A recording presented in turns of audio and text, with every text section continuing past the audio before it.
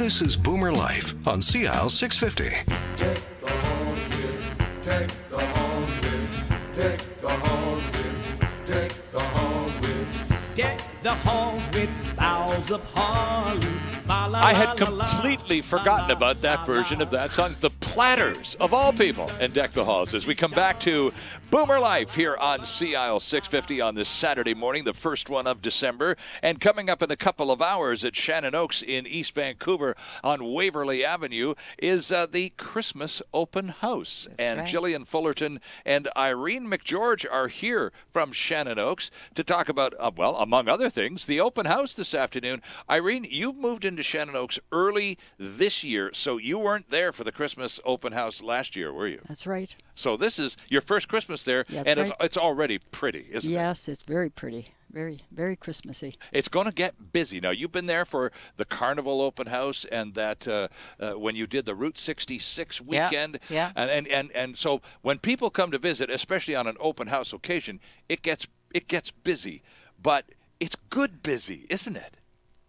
Yes, it is a good busy. It's fun busy. Yeah. Yeah. And I think, and Jillian, this is why you're so keen when you come here and have the opportunity to invite people to come down and join you for a couple of hours on an afternoon like today, because I think it really helps. You and I spent a lot of time over the last year talking about myths about retirement living and those sorts of old folks' homes, those terrible Gothic draconian places that our parents remember from when they were little. Yes. That was what you did with old people. You put them in a home and you forgot about them. And then well, that's the place to die. That's right, and that's a long time ago. But I'm surprised still to this day there in is. late 2015 how many people still, when you talk about retirement living, they kind of close their eyes and they see that picture of that dreadful old place, and that's what they imagine retirement living to be. So when you and the gang at ShannonOaks have an opportunity to throw a bit of a party,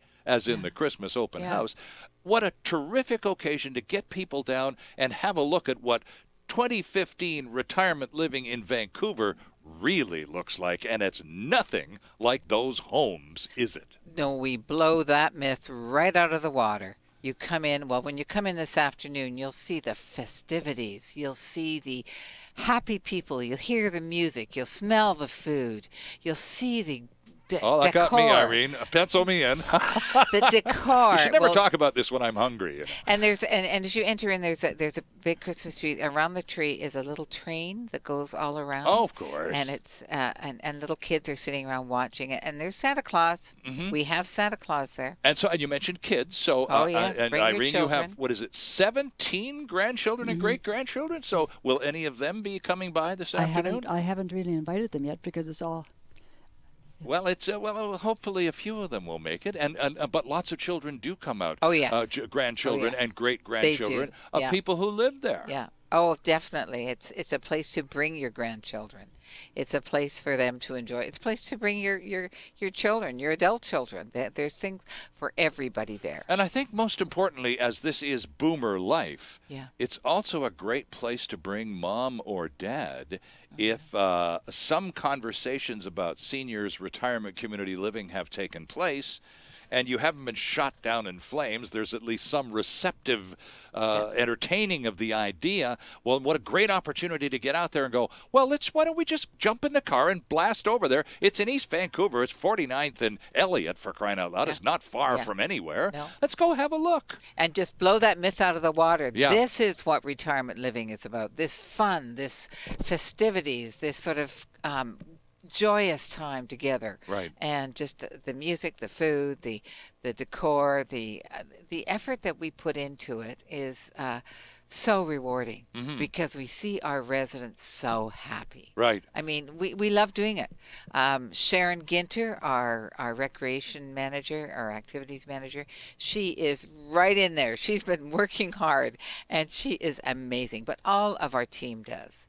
And we call it a team and not staff. Right. Because we work together. I have worked in places, as you know, a variety of places over the years. This one is truly a team. Because if I have something I'm planning or wanting to do, everybody pitches in. Other places I've worked, I'm on my own. You do it, and nobody helps, and it's all on your shoulders. Well, it's an interesting point of comparison, Irene, because Jillian has been around the block a few times. As we talk about this whole changing of mental images from a terrible old place where old people go away, and Jillian has become and been part of the evolution of the seniors retirement community industry in Canada in the last 20, 25 years.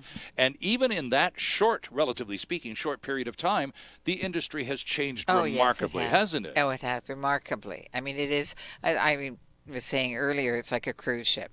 You know, so you're going to a resort and you're in a cruise ship. Your meals are prepared. It's gracious living. There's lovely, you know, white linen You did call it tablecloths. resort living, didn't Yes, you, I Irene? did. Yes, I did. Yeah. You're comfortable with that, too, Yes, aren't I you? am. Yes, I am. Yeah, she's got it pegged right. Now, how do the girls? You have 4 obviously grown adults. If you have 17 grandchildren, the girls aren't little anymore. But how do your 4 children feel about you and having made this life-changing decision by your own, and off you go, and now you've got a new place to live? How are they handling it all? Well, they're very happy. They're very happy for me that I made this move and that I'm happy there, because it was not a burden for them, but they would be worried about me living alone. Of course. And so. And you had fallen a couple of times, yes, too. I'd had fallen a few times Right. too. Yes, so they were concerned about me, and like, even if you phone every day, you know, it's a long day, and here too at ShannonOaks, if I fall, I have my panic button, I call it. Of course. Yeah. It's right here. It's around my neck 24 hours. Never take it off. Good for you. Right, I shower with it because you. Yeah. And so if I have to fall, I just have to, you know, if I need help. Right. Exactly. So and I there's have somebody on duty 24/7 to respond to her. And because you're an East Vancouver person, and the girls, your 4 girls, all grew up in that part of town, I would imagine most of them are fairly close by. So do you get lots of visitors, lots of daughters and sons-in-law and grandchildren and so on? Yes, I do, and friends too. Okay. I have my friends too. Yeah, you're quite involved with one of the church groups in Yes, town, I am. weren't you? And yes. so do you have that gang in for lunch every now and then? Well, I had them for the welcome tea. welcome brunch. tea or Oh, I see. housewarming. My home warming, I guess you would call it. Oh, yes, okay. my friends from the church came for that. Yes, and I have had friends come. And you talked to us also about the guest rooms too, Yes. because you've got family from the island, That's and they're right. going to come over and see you, and you've got a place for them. I'm just curiosity question, Jillian. The individual suites are 1 bedroom, or some of them are 2 bedroom. Also 1 bedroom and den. And 1 bedroom and den. So if for example a resident had a 2 bedroom. And the second bedroom was the guest room. It was empty, and the kids came over from Vancouver Island. Could they stay in the suite, or would they have to stay in the guest room? They can stay in the suite anytime they like. Even if in a 1 bedroom, if you want to have a pull-out couch or get them to bring a sleeping bag at your grandkid, right? They can stay in there if they like. It's your choice. You can book the guest suite, and it's $75 a night, including breakfast. That's pretty reasonable. That's pretty good, in Vancouver. Yeah. My gosh, not many blocks away, you're going to pay $700 a night. You know, exactly. So you can do that, or have them in your suite and do it. Okay, so again, Irene, I think again as we try to let people understand what seniors community living in 2015, almost 16, is really like. It's about choice, isn't it? You just said it's like resort living, and you at the same time you're safe. You have your pendant, and I'm sure to your children's enormous relief, you're safe. There's a trained medical professional, a nurse close by at all times. So you've got the best of all possible worlds. But I'm just in terms of living in a seniors community, it's so different from what a lot of people imagine it to be, is what I'm trying to get at here. How would you describe the differences versus what people imagine it to be? And no, it's not like that at all. It's really more like this. Well, I can't find the word safe word, but it's independent living. I'm happy there. It's a very, as I was telling Jillian driving here, the people that work there, we are their extended family. Right. They treat us like family, you know, and so it makes you feel really at home there because you have them caring for you, you know. So I just can't find the words to tell you. But you did describe when you walked into the place the first time and seeing that the welcome home over the front door. That kind of sets the tone for being there, doesn't it? Or if I've been away for a weekend, if I come home on a Sunday afternoon, usually if I go away, if someone's there, they say, "Welcome home, Irene." You know, so I it's my home. Right. It's my home. And full of choices. And full of choices. Right. And that's so critical, Jillian. And that's the hardest part for a lot of people to understand. What do you mean? I've heard, they say that when you move into one of these places, you don't have any choice. It's you got to take what cards you're dealt. And your friends don't come to see you. And you're just put away. What absolute nonsense. It is nonsense. It's like when you move into a retirement community now, what you do is it's like a flower opening up. So you have a new lease on life, you're meeting new friends, a new stage in your life. You know, just like when you left home and you went to school, maybe, that's a new stage in life. You met new friends, new experiences. Moving into a retirement community is a new experience, and it's a blossoming that happens because you get a new lease on life, you meet new people you share a history with. Sure. They're your age, they're your, living in your home, what's happening is you're getting closed off from people because your neighbors are moving, strangers are moving in, you can't get out as much, you don't see, folk that you would normally see. Right. But when you live in a retirement community, they're there. You're having lunch with them.